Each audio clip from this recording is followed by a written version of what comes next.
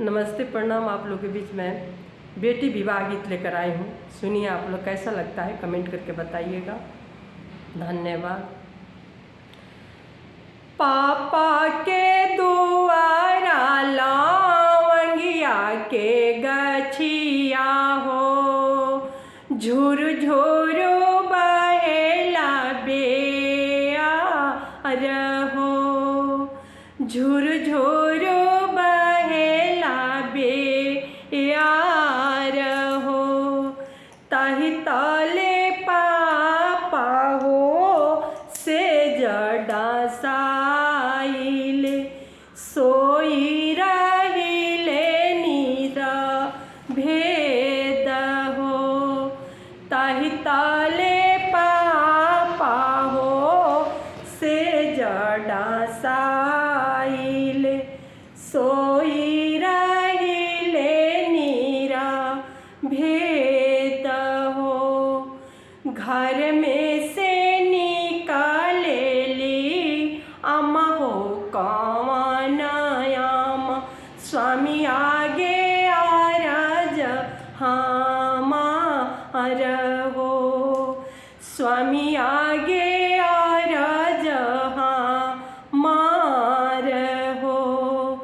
जेकरा ही घरे स्वामी कान्हा कुंवारी, से कैसे सोवे नीरा भेद हो, से कैसे सोवे नीरा भेद हो।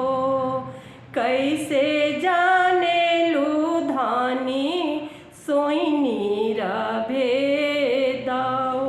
अखिया में नाही बाटे नींद है, जवना दुअरवा धानी देखी लगानिया हो। उहे मांगा का रेले आना मोल हो, ओही सोचे सोती धानी, ओही सोचे उठिले। कहाँ सोइले नीरा भेद हो, कहाँ सोइले नीरा भेद हो।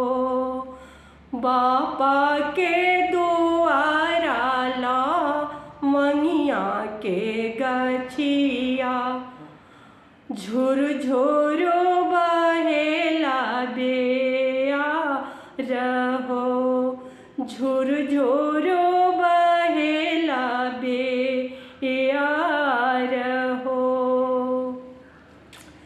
हमेशा लोग तो यही कहते हैं कि दहेज नहीं ख़त्म हो चुका है, लेकिन कभी भी दहेज वाले लोग मानते नहीं हैं। लड़के वाला की डिमांड उसमें सब लोग नहीं है, लेकिन इतने लोग हैं लालची की मत पूछिए। कोई बाप का कैसे नींद आएगा, आप लोग ज़रा सोचिए। धन्यवाद। गाना अच्छा लगे तो लाइक सब्सक्राइब शेयर जरूर।